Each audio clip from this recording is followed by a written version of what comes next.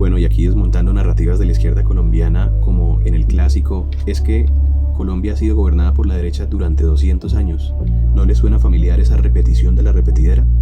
El problema con esa narrativa es que usa conceptos actuales para explicar una historia que no sucedió así, o al menos la están simplificando. Pero antes que nada, ¿de dónde viene eso de derecha o izquierda?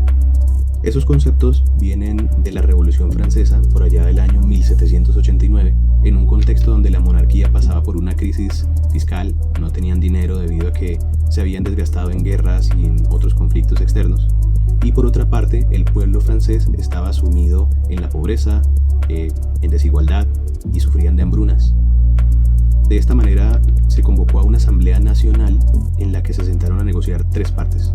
1. Los representantes de la monarquía, 2. Los representantes del clero y de la nobleza y 3. Representantes del pueblo. Los representantes de la monarquía, el clero y la nobleza se sentaron hacia la parte derecha de la sala. Estos eran quienes defendían el orden actual o de esa época.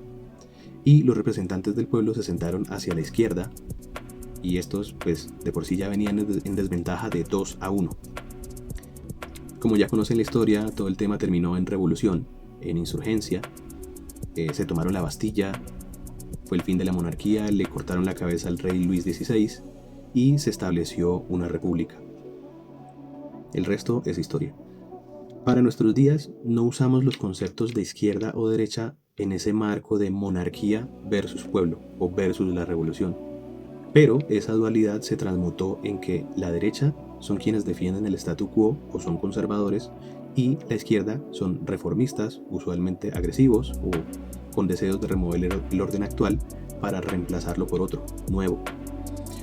Con la popularización de las ideologías de Engels y de Marx muchos años después, esto también se transmutó en que la izquierda son quienes defienden más la intervención del Estado con cambios sociales más rápidos y la derecha son quienes defienden el orden institucional, el libre mercado con cambios un poco más graduales.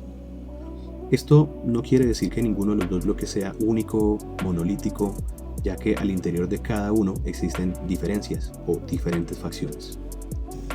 Bueno, y ahora trasladándonos a Colombia 200 años atrás, Colombia no nace con ese eje divisorio de la Revolución Francesa.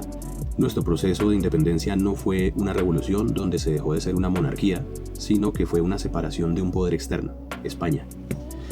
En el contexto de la independencia, entre los años 1810 y 1819, las facciones de la época eran los realistas, quienes estaban a favor del virreinato porque se les respetaba la propiedad privada, entre otras cosas, versus los independentistas, quienes alegaban desigualdades legales entre los españoles, criollos, mestizos y demás.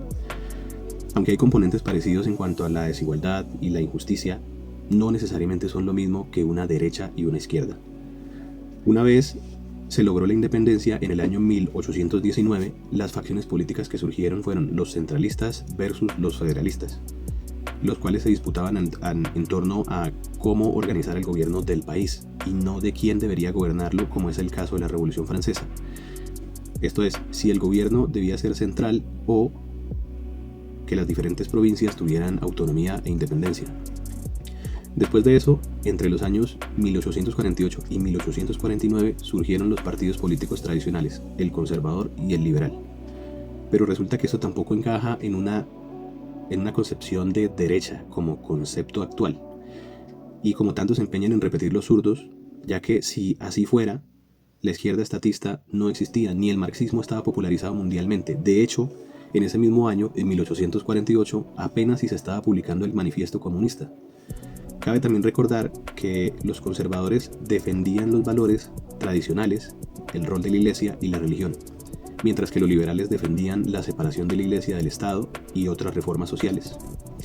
Esta diferencia entre liberales y conservadores siguió así más o menos hasta el Frente Nacional, y el Frente Nacional se constituyó en el año 1958, más o menos 110 años después de la creación de los partidos políticos tradicionales de Colombia.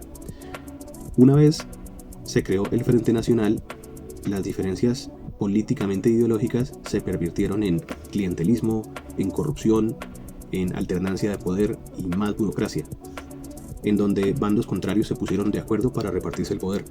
Aquí es donde se cae la narrativa de la supuesta derecha existente hace 200 años, es que si así fuera, no hubieran sido bandos históricamente contrarios.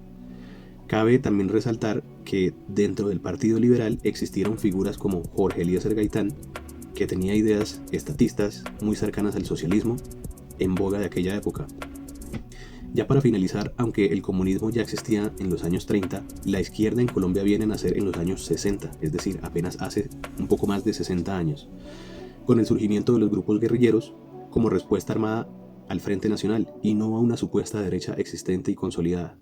Esto es precisamente simplificar la historia y reducir esos 200 años de historia a una concepción marxista moderna.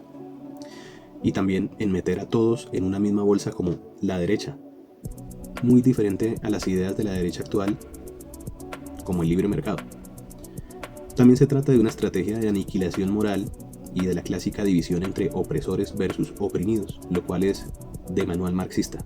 Así que no se deje meter cuentos de la izquierda, tome un libro y póngase a leer.